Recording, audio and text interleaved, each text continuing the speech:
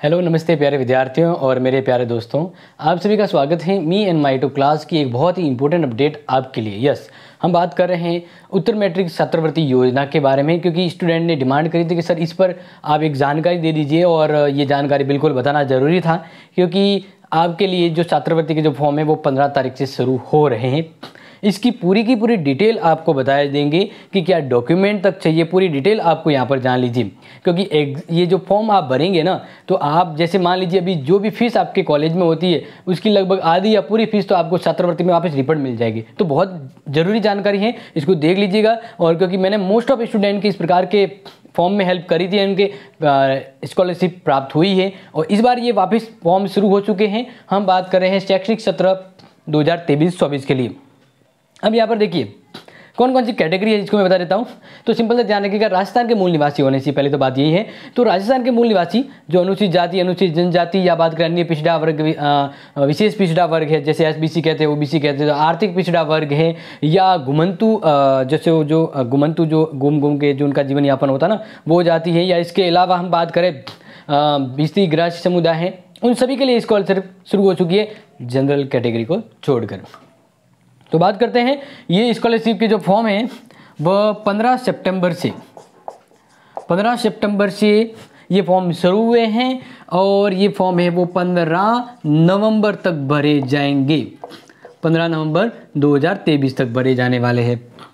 अब देखिए इस बारे में पूरी डिटेल आपको बता दूंगा कि इसकी किस कैटेगरी में किस प्रकार की योजना आएगी और कौन ये फॉर्म भर सकता है इस सेशन के अंतर्गत। इस सेशन के अंतर्गत बात करें जैसे बीए, बीएससी या बीकॉम में एडमिशन एंट्री अभी हो चुकी है, एडमिशन ले लिया है उनके लिए, या दूसरी हम बात करें कि एमए, एमकॉम या एमएससी कर रहे हैं वो भी इस फॉर्म को भर सकते हैं, या इसके अलावा बात करें कि बीए, बीएड या बीएससी बीएड, तो ये वो कैटेगरी है जो इन कैटेगरी के स्टूडेंट है वो फॉर्म भर सकते हैं। और यहाँ पर अलग अलग यानी अनुसूचित जाति, जनजाति, SC/ST वर्ग है उनके लिए तो 10 से 15 हज़ार के तक स्कॉलरशिप आती है, बाकी के लिए 5 हज़ार तक की स्कॉलरशिप रहती है। तो वो अलग अलग कैटेगरी वाइज जैसी एलिजिबिलिटी है उस अकॉर्डिंग होती है, ठीक है। अब यहाँ पर जो जरूरी जानकारी है वो मैं पूरी डिटेल के साथ आपको डिजिटल स्क्रीन पर बता देता हूँ, ताकि आपकी पूरी की पूरी शंका का समाधान हो जाए। क्या क्या डॉक्यूमेंट चाहिएगा और कहाँ से भर सकते हैं और फॉर्म भरने से पहले क्या ज़रूरी जानकारी है वो मैं बता देता हूँ। लेकिन सबसे ज़रूरी है वो है आपका आधार। ये आधार है वह किस में अपडेट होना चाहिए, जन आधार में अपडेट होना चाहिए। आधार में डिटेल बिल्कुल करेक्ट होनी चाहिए आपके 10th के मार्कशीट अकॉर्डिंग, और बैंक डिटेल आधार से लिंक होना जरूरी है। तो बढ़ते डिटेल स्क्रीन पर आपके लिए पूरी की पूरी ऑफिशियली जानकारी यहाँ पर आपके सामने बता रहे हैं। और वीडियो को सामाजिक न्याय अधिकारिता विभाग के द्वारा ये नोटिस जारी किया गया था। अब इसमें क्या था कि 8 सितंबर जो था, 8 सितंबर से 31 सितंबर तक तो जो यूनिवर्सिटी होती है ना, आपकी शिक्षण संस्था, जो कॉलेज वगैरह, उनको आपके नाम को अपडेट करना है, आपके एडमिशन हो चुके हैं उनको लिस्टेड करना है और डिटेल है वो वहां तक पहुंचानी है। लेकिन आपको ये फॉर्म कब से भरना है? आपको ये फॉर्म भरने हैं 15 सितंबर से लेकर 15 नवंबर 2023 तक। अब इसमें कौन कौन भर सकते हैं? तो देखिए इसमें जो इस बार शैक्षणिक सत्र 2023-24 में एडमिशन लिए हैं और इसके अंतर्गत बता दें कि अनुसूचित जाति, अनुसूचित जनजाति, अति पिछड़ा वर्ग, पूर्व में विशेष पिछड़ा वर्ग है कहा जाता था, अन्य पिछड़ा वर्ग, आर्थिक रूप में पिछड़ा वर्ग यानी EWS, विमंतु, घुमंतु एवं अर्ध घुमंतु समुदाय के, इसके अलावा गिरासी या भिस्ती समुदाय। एंड नेक्स्ट यहाँ पर देखो क्या गया है, मुख्यमंत्री सर्वजन उच्च शिक्षा योजना के अंतर्गत आने वाले उन सभी कैंडिडेट को उत्तर मैट्रिक छात्रवृत्ति योजना के अंतर्गत एलिजिबल माना गया है। और ये स्टूडेंट जो बड़े राजकीय कॉलेज में पढ़ रहे हैं यानी गवर्नमेंट कॉलेज में पढ़ रहे हैं, निजी कॉलेज में, वे सभी उत्तर मैट्रिक छात्रवृत्ति योजना के लिए एलिजिबल हैं और उनको अपना फॉर्म है वो SJE न्यू यानी SSO ID के जरिए भर सकते हैं। यहाँ पर क्या लिखा है, SSO पोर्टल के जरिए भर सकते हैं और कैसे किस प्रकार पढ़ना उसकी डिटेल भी आपको देंगे। अब देखिए यहाँ पर क्या गया है कि आयु सीमा का ध्यान रखा जाए, तो यहाँ पर रखा गया है कि आय सीमा मतलब आय सीमा, इनकम कितनी होनी चाहिए, क्योंकि अगर मान लीजिए जिसकी इनकम 15 लाख है तो उसको थोड़ी स्कॉलरशिप मिलेगी, नहीं मिल सकती है। तो देखिए, अनुसूचित जाति यानी SC ST, अति पिछड़ा वर्ग यानी SBC, डॉक्टर अंबेडकर आर्थिक पिछड़ा वर्ग यानी EBC एंड अन्य पिछड़ा वर्ग OBC, और विमंतु, घुमंतु या अर्ध घुमंतु यानी DNT और मिरासी व भिस्ती समुदाय के जो स्टूडेंट हैं वे उत्तर मैट्रिक छात्रवृत्ति योजना के लिए एलिजिबल हैं अगर उनकी वार्षिक आय 2.5 लाख से कम है। तो आप आय प्रमाण पत्र बनाए, उसमें भी 2.5 लाख से कम इनकम होना जरूरी मेंशन कीजिएगा। देखो दूसरा, जो अंबेडकर आर्थिक पिछड़ा वर्ग यानी EBC, अन्य पिछड़ा वर्ग OBC, डॉक्टर अंबेडकर विमंतु और घुमंतु अर्ध घुमंतु DNT में निम्नलिखित, यानी OBC के अंदर भी लगभग 17 कैटेगरी आती है, ठीक है। तो उन कैटेगरी के स्टूडेंट हैं वो अपने आवेदन कर सकते हैं, और 17 कैटेगरी में कहा गया है कि BPL धारक पुत्री पुत्र, अंत्योदय कार्ड धारक पुत्र पुत्री, स्टेट BPL कार्ड धारक पुत्र पुत्री, अनाथ बालक बालिका, विधवा स्वयं, विधवा की पुत्री पुत्र, तलाकशुदा महिला स्वयं या तलाकशुदा महिला की पुत्री पुत्र, विशेष योग्यजन स्व विशेष योग्यजन की पुत्री पुत्र। उक्त श्रेणी में उन्होंने 60% अर्जित किए हैं। कितने अर्जित किए हैं? 60% अंक। तो ये वो फॉर्म भर सकते हैं। तो ध्यान रखिएगा। देखो SC SC SBC वगैरह इनकी कैटेगरी में नहीं रखा गया, इनके नॉर्मली जो पास 12th पास है वो फॉर्म भर सकते हैं। लेकिन जो अभी मैं जस्ट आपको बताया ये कैटेगरी जो है कैटेगरी ग में, उसमें जो 17 श्रेणी के जो स्टूडेंट है उनके 12th में, यानी अभी 12th करके ही वो करेंगे ना, तो 60% है तो ही स्कॉलरशिप आएगी, मतलब उनको प्रायोरिटी दी जाएगी। ये सबसे जरूरी हाईलाइट है, मैं डबल हाईलाइट करके बता देता हूं। ओके, तो 60% होना जरूरी है। इसके अलावा मुख्यमंत्री उच्च सर्वजन शिक्षा योजना उत्तर मैट्रिक छात्रवृत्ति योजना में जो फॉर्म भरे उनकी वार्षिक आय 2.5 लाख से कम होनी चाहिए, और सभी जाति के परिवार के राष्ट्रीय स्तर के शिक्षण संस्थाओं में अध्ययनरत है उनके लिए। आपके ज्यादातर जो अ और ब में बताया वही इंपॉर्टेंट है, उस पर ध्यान रखिएगा। अब बात करते हैं फिशिंग कार्ड, इसके बारे में देखिए।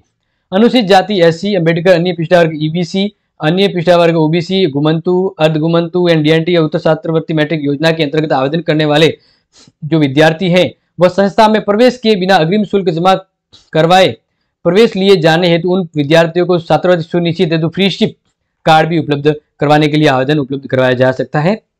अब इससे जरूरी सबसे है ना वो ये ध्यान रखिए, आवेदन प्रक्रिया। आवेदन प्रक्रिया में ध्यान रखिएगा कि वो विद्यार्थी जो ये फॉर्म भर रहा है उसकी स्वयं की अपनी SSO ID होनी चाहिए। क्या होनी चाहिए? SSO ID, और उस SSO ID में पूरी जानकारी लिंक होनी चाहिए, आधार है वो उसमें वेरीफाई हो जाना चाहिए। और इसके बाद दूसरा जो जरूरी है वो है कि उस SSO ID में जन आधार पूरी तरह स्वीकृत हो, यानी जन आधार होना चाहिए उसका। अगर कोई विद्यार्थी जिसका जन आधार में नाम नहीं है तो वो उस छात्रवृत्ति के लिए एलिजिबल नहीं है। और बात करें 23-24 में आवेदन करने वाले विद्यार्थियों को संबंधित शिक्षण संस्थाओं में सत्र के अंतर्गत प्रवेशित अध्ययनरत होना अनिवार्य है, यानी छात्रवृत्ति उनको मिलेगी जो 12th पास है और गवर्नमेंट या प्राइवेट कॉलेज में पढ़ रहे हैं, उनको भी मिलेगी। ठीक है, बात करते क्या है डॉक्यूमेंट चाहिए। उससे पहले छात्र छात्रा जो इसके लिए फॉर्म के लिए एलिजिबल है उनके पास एक एक्टिव मोबाइल नंबर होना चाहिए और खुद की ईमेल आईडी होना जरूरी है। वो ये जरूरी चीजें जो बता रहा हूँ। और दस्तावेज में क्या रखेंगे? एक तो आय प्रमाण पत्र होना चाहिए, इसके अलावा मूल निवास प्रमाण पत्र, जाति प्रमाण पत्र, और गर्तवश जैसे 12th पास की तो उसकी अंक तालिका, और Jan Aadhaar, e wallet, DC, Jan Aadhaar, बस ये इंपॉर्टेंट मान लीजिए, जन आधार होना जरूरी है। इसके अलावा आप जब फॉर्म भरेंगे ना तो छात्रवृत्ति में मूल दस्तावेजों के साथ आपको उस कॉलेज की रसीद जो है ना वो कलर में, यानी आप स्कैन करते हैं तो वो कलर रसीद है, ये आपको अकॉर्डिंग टू जो सिस्टम बताया उस अकॉर्डिंग अपलोड करना होगा। जो मैंने हाईलाइट किए ये डॉक्यूमेंट आपके पास बहुत जरूरी होना जरूरी है, अन्यथा फॉर्म नहीं भर पाएंगे। और इसके अलावा बात करें नेक्स्ट, यहाँ पर सीधा सा ये वाला पॉइंट आप जान लीजिए, बैंक का विवरण, यानी जो विद्यार्थी छात्रवृत्ति ले रहा है उनका खुद का बैंक खाता होना चाहिए, आधार लिंक्ड होना चाहिए, और ये इसमें एक्टिव खाता होना चाहिए, विद्यार्थी का KYC पूर्ण होना चाहिए और खाते के लेन देन वगैरह होना चाहिए, यानी खाता बंदी होना चाहिए कुल मिलाकर। ठीक है, तो यही वो विद्यार्थी एलिजिबल हो सकता है। इसके अलावा यहां पर जो 10 पॉइंट है वो ध्यान रखें कि आपको कॉलेज की ओर से जो छात्रवृत्ति फॉर्म भरने के लिए जो कॉलेज की रसीद मिलेगी ना उसमें क्या क्या डिटेल मेंशन होनी चाहिए आपकी रसीद में। एक तो होना चाहिए रजिस्ट्रेशन फीस का उसमें होना चाहिए, एनरोलमेंट फीस का उसमें कॉलम होना चाहिए, शिक्षण शुल्क, ये चीजें ना ये कॉलेज की ओर से जो रसीद है उसमें सब कुछ होता है, फिर भी आपको ये जानकारी होनी सही है। ठीक है, नेक्स्ट यहाँ पर 11 नंबर पॉइंट पर ध्यान दिया जाए तो शिक्षण संस्था व पाठ्यक्रम का चयन, यानी छात्रवृत्ति पोर्टल पर जब विद्यार्थी आवेदन करते हैं तो उसे अपने शैक्षणिक सत्र का और पाठ्यक्रम का सही रूप में चयन करना होगा। अगर गलत कर दिया तो ये आपका फॉर्म में वो नहीं भरा जाएगा, निरस्त हो जाएगा या रिजेक्ट हो जाएगा। इसके अलावा जो 12 नंबर पॉइंट है वो ध्यान दीजिएगा डियर, कि जो विद्यार्थी आवेदन करते हैं उन्हें ध्यान रखिएगा, उन विद्यार्थियों को प्रति महाविद्यालय में उपस्थित होकर बायोमेट्रिक छात्रवृत्ति पोर्टल पर आधार बेस्ड बायोमेट्रिक यानी फिंगरप्रिंट लगाना अनिवार्य होगा। आप जिस शिक्षण संस्था में पढ़ रहे हैं वहां पर ये व्यवस्था होगी कि हर महीने में एक बार आपको अपना अंगूठा लगा कर स्कैनिंग करना, उपस्थिति दर्ज करवाना है। ठीक है, ध्यान रखिएगा। 12 नंबर पॉइंट में इंपोर्टेंटली फिर भी ध्यान रखिएगा कि जिन महाविद्यालय द्वारा संबंधित शिक्षण संस्था और सत्र में मान्यता प्राप्त है, पाठ्यक्रम अनुमति या छात्रवृत्ति के लिए एलिजिबल है, उन्हीं को मिलेगा। अदरवाइज अपडेट नहीं किया गया, यानी कोई कॉलेज वगैरह होते हैं ना, वो अपडेट नहीं करते अपने स्टूडेंट का रिकॉर्ड, तो स्टूडेंट का रिकॉर्ड नहीं है तो उनका कॉलेज का नाम फॉर्म भरते समय नाम नहीं आएगा तो वो एलिजिबल नहीं होंगे। तो ये उस कॉलेज की जिम्मेदारी है कि वो ऐसा करे, टाइम टू टाइम अपडेट करें अपने। और फॉर्म भरने के बाद जिला अधिकारी मतलब जिला स्तर पर जाता है, उसकी वेरीफाई होती है, उसके बाद ये आगे पहुंचाया जाता है। ठीक है, अब देखिए यहाँ पर जो जरूरी है वो देखा जाए कि उत्तर मैट्रिक के अंतर्गत जो अपात्र हैं और जो गलत तरीके से ये फॉर्म भरे तो उनको डिबेट किया जाएगा, उनको ब्लैकलिस्ट किया जाएगा और किसी भी प्रकार के फॉर्म नहीं भर पाएंगे उनके खिलाफ अनुशासन कार्रवाई की जा सकती है। अब ये फॉर्म भरने के संबंधित और कुछ डाउट है, कुछ कंफ्यूजन है तो जरूर मुझे बताइएगा। बाकी मैंने आपको लगभग पूरी डिटेल यहाँ पर बता दी है इस वीडियो में कि आप फॉर्म भरते समय किसी भी प्रकार की उलझन में न भटके, और हो सका तो मैं आपके लिए एक ऐसा वीडियो भी ले आ जाऊंगा जिसमें आपको बता देंगे किस प्रकार से फॉर्म भरा जा रहा है। ओके, तो सभी विद्यार्थी फॉर्म भरिएगा, भले वो बीए कर रहे हैं, बीएससी कर रहा है, एमए कर रहा है या एमए मतलब बीए बीएड कर रहा है, उन सभी के छात्रवृत्ति आती है। और काफी स्टूडेंट के यानी SC ST कैटेगरी के हैं उनकी तो पूरी की पूरी फीस वापस आ जाती है डियर, पूरी की पूरी फीस वापस आ जाती है। और उस मुख्यमंत्री उच्च सार्वजनिक शिक्षा योजना के अंतर्गत 2.5 लाख से कम है तो उनके 5 लाख जो सिर्फ OBC के अंतर्गत आते हैं उन्हें मतलब 5,000 की स्कॉलरशिप दी जाएगी। आपके और कोई डाउट है या कोई कंफ्यूजन है तो बिल्कुल शेयर कीजिएगा। बाकी ये छात्रवृत्ति अपने फ्रेंड्स को इस योजना के बारे में डिटेल जानकारी जरूर दें ताकि उनकी कॉलेज की फीस है उनको रिफंड मिल जाए। कॉलेज में भरी हुई फीस आपको छात्रवृत्ति के जरिए मिल जाए तो आपके कॉलेज मान लीजिए फ्री हो गई, आपको आपकी जरूरत के लिए पैसे उपलब्ध हो जाएंगे। तो इस तरह की जानकारी के जुड़े रहें और कॉलेज की रेगुलर लाइव क्लास के लिए भी आप कंटिन्यू जुड़े रहेगा। कुछ डाउट है तो जरूर बताइएगा। Otherwise thank you so much.